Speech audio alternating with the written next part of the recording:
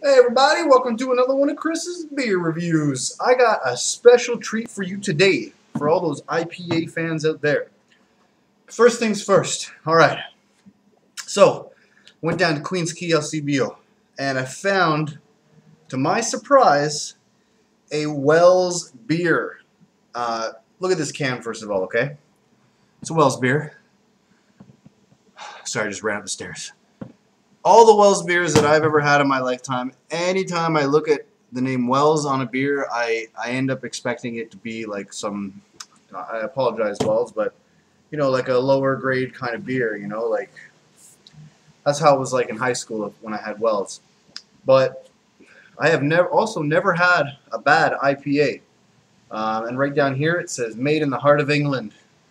Um, yeah, I believe Wells is Charles Wells, and brewed with natural mineral water. We got a 5% ABV beer here at 500 milliliters. And believe it or not, it says stuff on the back, but I'm going to read that for you after I taste it. I'm going to be using my wonderful English or UK hobgoblin glass.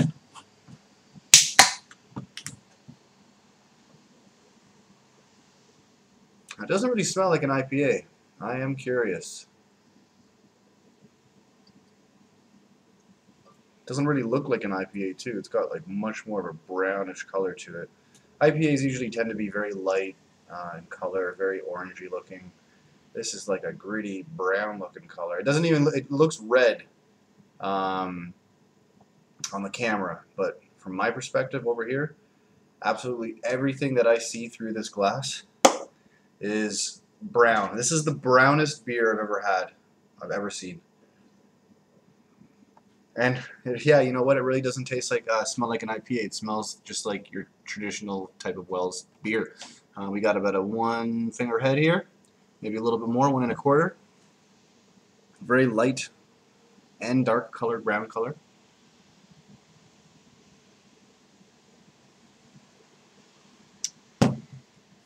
Oh, you know what? Out of all the IPAs that I've had in my life, this tastes the least like an IPA. You don't have any grapefruit flavors in there. You don't have any citrus flavors in there whatsoever. You're literally just getting like a gritty, dark lagered beer taste.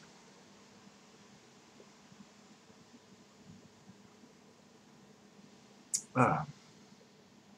Ugh. For an IPA, I'm definitely going to be giving this a below average. I don't even really know how to pick out the flavors in this. No hops, not very many multi flavors. It's just a very gritty, almost dark lager approach, except whatever the darkness may be in this beer might be giving it a little bit more of a better taste. You know, that kind of like almost that roasted taste in the back of your throat.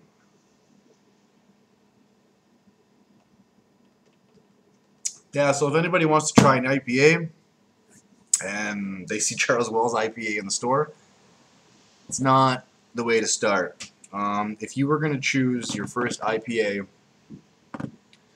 I would recommend choosing Michael Duggan's IPA 9, which the brewery of that just closed, by the way. It closed, and another company is going to be brewing it for them. So for all those who like them out there, that could also be the reason why the price changed.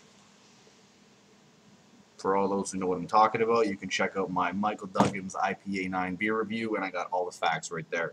What you heard right now is just a little bit more up to date from what I was able to explain in that video. Anyways, back to Charles Wells. I can say one thing. This does taste better than any other Charles Wells or Wells beer that I've ever had. So I will give it that, but it is not an IPA. Like Alexander Keith's even tries to consider itself as an India Pale Ale, but that does not even taste like an India Pale Ale. I would at least choose the Keith's version of the IPA over the Hobgoblin if I had to pick one that didn't taste like an actual IPA. And I can tell you straight up, like judging by the taste of this beer, that it is not going to change in taste by the time I get to the bottom. So I'm just going to cut this video short. I apologize. Not really getting anything special off of this. It really does just taste like a gritty, almost dark lager. All right, people. So I'm just going to stick with the. For an IPA, I'm going to give this like a 1 out of 5.